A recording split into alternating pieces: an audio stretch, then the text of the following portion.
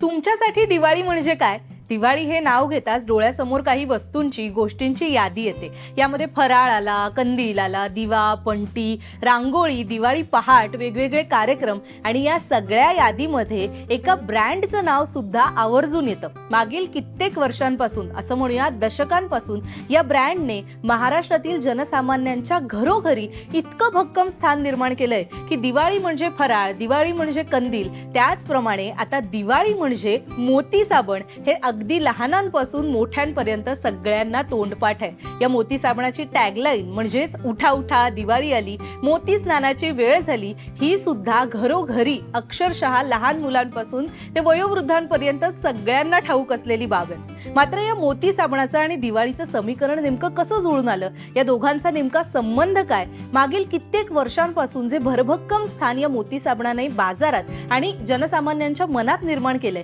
त्याचं नेमकं कारण काय आणि त्याची सुरुवात कशी झाली, हे सगळे तपशील आपण या व्हिडिओतून अगदी थोडक्यात जाणून घेणार आहोत. सर्वात आधी तुम्हा सर्व प्रेक्षकांना दिवाळीच्या खूप खूप शुभेच्छा. आणि आता अजिबात वेळ न दवडता आपण लगेच व्हिडिओ सुरू करूया. तर मंडळी, मोती साबणाचा जन्म झाला 70च्या दशकामध्ये. टॉमको म्हणजे टाटा मिल्स ऑइल या कंपनीने मोती साबणाची निर्मिती केली. मोती साबण हा अगदी सुरुवातीपासूनच रंगरूपाने, किमतीने सुद्धा त्यावेळी बाजारात उपलब्ध असलेल्या सगळ्या उत्पादनांपेक्षा वेगळा ठरला होता. याचं कारण म्हणजे आपल्याला माहित असेल तर त्या कालावधीमध्ये एक चौकोनी वड्यांच्या स्वरूपामध्ये साबण यायचे. मात्र त्यावेळेस मोती या नावाला साजेसा असा गोल आणि मोठा आकार या मोती साबणाला देण्यात आला. त्यामुळे अर्थातच सुरुवातीपासून रंगरूपाने हा साबण अनेकांचं लक्ष वेधून घेऊ लागला.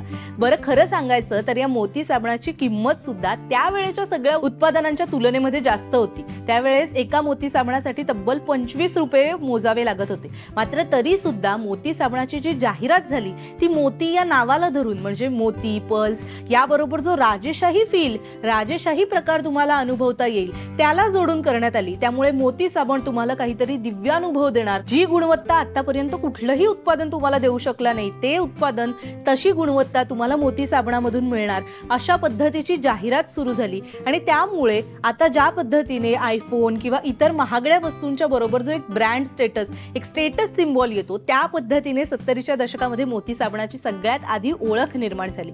अनेकदा अनेकांना अजूनही आठवत असेल 80च्या दशकामध्ये मोती साबणाची जी एक छापील स्वरूपामध्ये जाहिरात आली होती की समुद्राच्या किनाऱ्यावरती एका शिंपल्यामध्ये मोती साबण ठेवण्यात आला होता. अत्यंत हिट झालेली, अत्यंत लोकप्रिय झालेली अशी जाहिरात. आणि अजूनही त्या काळी ती जाहिरात पाहिलेल्या अनेकांना मोती साबणाचं नाव घेतलं तरी सुद्धा ती जाहिरात डोळ्यासमोर उभी राहते. मात्र खऱ्या अर्थाने दिवाळी आणि मोती साबणाचा जो संबंध आहे तो या कालावधीमध्ये घडलाच नाही. त्यावेळेस फक्त उच्चभ्रू किंवा थोडं दिव्यानुभव देणारं उत्पादन म्हणून मोती साबणाकडे पाहिलं गेलं.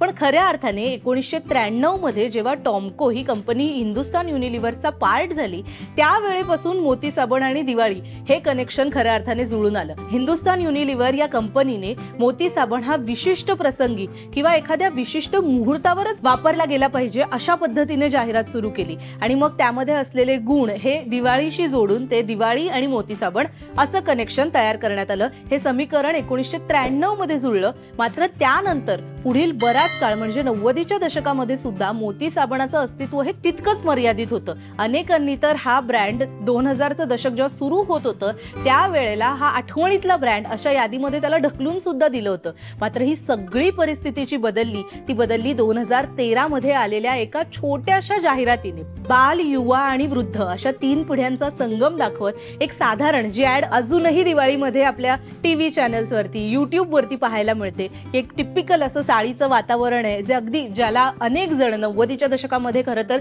साडींमध्ये राहिलेला प्रत्येक जण या गोष्टीला रिलेट करू शकतो.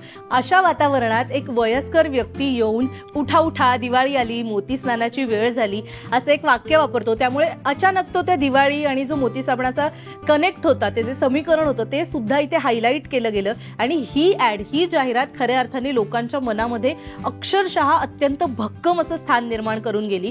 इथे आणखीन एक फायदा हिंदुस्तान युनिलिव्हर किंबहुना मोती साबणाशी संबंधित सगळी जी काही संस्था आहे त्यांना असा झाला की या वेळेला ना सोशल मीडियाचा प्रभाव हळूहळू वाढत चालला होता. अनेक गोष्टी या नॉस्टॅल्जिया या स्वरूपामध्ये, म्हणजे पुराणातील जुन्या आठवणी या स्वरूपात स्वरूपामध्ये समोर आणल्या जात होत्या आणि 70च्या दशकामध्ये जन्म झालेला मोती साबण सुद्धा असाच एक नॉस्टॅल्जियाचा किंवा जुन्या आठवणींचा भाग झाला आणि ह्या जाहिरातीमुळे त्या 90च्या दशकातील एक चाळीच्या सगळ्या सेटअपमुळे मोती साबण हा आणखीन ग्राहकांच्या मनामध्ये रुजत गेला. त्याचा जो सुगंध होता तो आणखीन ग्राहकांना आकर्षित करत गेला आणि हे सगळं झाल्यावर आज 2025 मध्ये सुद्धा आपण पाहत असाल हीच जाहिरात दरवर्षी दिवाळीमध्ये आपल्या टीव्ही चॅनल्सवरती, आपल्याला युट्यूबवरती, इतरही अनेक ठिकाणी दिसून येते आणि पुन्हा एकदा या सगळ्या आठवणींमध्ये घेऊन जाते आणि पुन्हा एकदा दरवर्षी उठणं, सुवासिक पावडर हे सगळं असतानाही अभ्यंग स्नान म्हटलं की लोकांना मोती साबण हा लागतोच. आता खऱ्या अर्थाने मोती साबणाची आतापर्यंत बाजारातली ही जी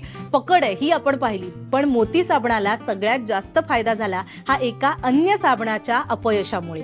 तो नेमका प्रसंग काय तेही थोडक्यात पाहूया. तर मंडळी, नरक चतुर्दशीच्या दिवशी म्हणजे दिवाळीच्या पहिल्या दिवशी अभ्यंग स्नानाची रीत अगदी पूर्वापार चालत आलेली आहे. अभ्यंग स्नान म्हणजे काय, तर नारळाचं दूध काढून त्यात सुवासिक पावडर जे आपण द्रव्य स्वरूपात उटणं तयार करतो त्याने आंघोळ करण्याची पद्धत म्हणजे अभ्यंग स्नान. मात्र मागील कितीतरी दशकांपासून या अभ्यंग स्नानामध्ये मोती साबणाचा सुद्धा आवर्जून समावेश केला जातो. तर असं म्हटलं जातं की मोती साबणापेक्षा चंदनी साबणांच्या यादीमध्ये अधिक उच्च दर्जाचा सुगंध असलेला साबण म्हणजे म्हैसूर सँडल सोप. खरं तर म्हैसूरचे महाराज कृष्णराज वोडियार चौथे यांनी दिवाण विश्वेश्वरय्या यांच्या मदतीने म्हैसूरमध्ये एक म्हैसूर सँडल ऑइल कंपनी स्थापित केली होती.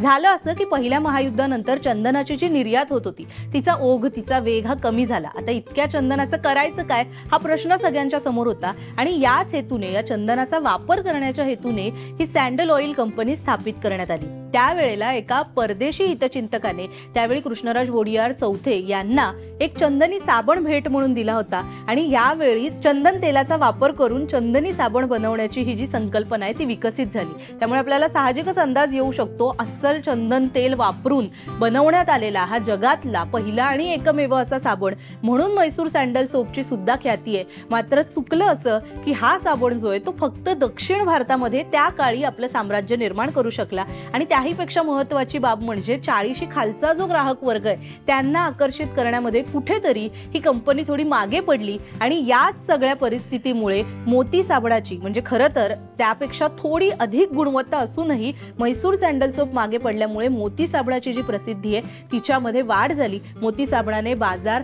आपल्या हातामध्ये घेतला आणि आता मी जसं तुम्हाला सुरुवातीपासून सांगितलं त्या पद्धतीने मोती साबण आणि दिवाळी हे समीकरण अधिक आपलंसं, अधिक हवंहवंसं वाटू लागलं. अर्थात आताच्या सोशल मीडिया कॅम्पेनिंग, मार्केटिंगच्या काळामध्ये म्हैसूर सँडल सोप सारख्या जुन्या प्रतिष्ठित कंपनी सुद्धा अशा पद्धतीने प्रसिद्धी मिळवण्याचा प्रयत्न करतायत. त्यासाठी ते सुद्धा विविध कॅम्पेन्स राबवतात. मात्र मोती साबणाचं भारतीयांशी, विशेषतः महाराष्ट्रातील ग्राहकांशी असलेलं कनेक्शन हे फार अभेद्य आहे. कारण मी अगदी सुरुवातीपासून जसं म्हटलं की दिवाळी म्हणजे फराळ, दिवाळी म्हणजे रांगोळी, दिवाळी म्हणजे कंदील, तसं दिवाळी म्हणजे मोती साबण हे समीकरण आता जुळून आलेलं आहे. या व्हिडिओच्या माध्यमातून आपल्यापर्यंत फक्त ही रंजक माहिती पोहोचवणं हा आमचा हेतू होता. इथे कुठल्याही ब्रँडचं प्रमोशन करणं किंवा कुठल्याही ब्रँडबाबत तुमच्या मनात चुकीची माहिती पसरवणं हा आमचा हेतू नाही. त्यामुळे ही माहिती केवळ माहिती स्वरूपातच तुम्ही पाहाल अशी अपेक्षा. तुम्हाला ही माहिती आवडली असेल तर आपल्या प्रतिक्रिया कमेंटमध्ये नक्की नोंदवा. पुन्हा एकदा सर्व प्रेक्षकांना दिवाळीच्या खूप खूप शुभेच्छा आणि असेच नवनवीन व्हिडिओ पाहण्यासाठी लोकसत्ताच्या YouTube चॅनलला सबस्क्राईब करायला विसरू नका. पाहत रहा लोकसत्ता लाईव्ह.